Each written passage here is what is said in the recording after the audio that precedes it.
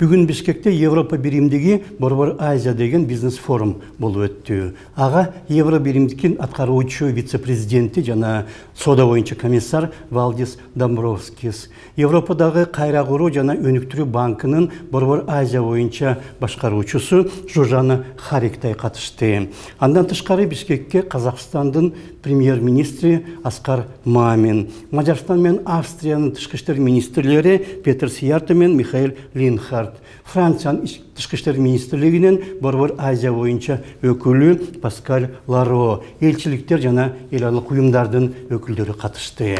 Анткени менен бир топ башка кошуна мамлекеттердин премьер-министрлери Бишкекке келген жок. Жалгыз ушул эле факт Борбор Азияда кызматташуу канчалык татаал экенин көрсөтөт. Аны биз 30 жылдан бери көрүп жатабыз.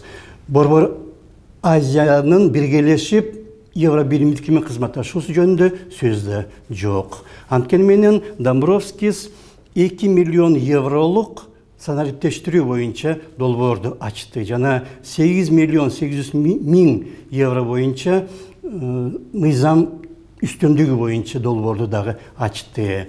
Кошуналар эмне десе дагы Кыргызстан мындай демилгелерди уланта бериш керек.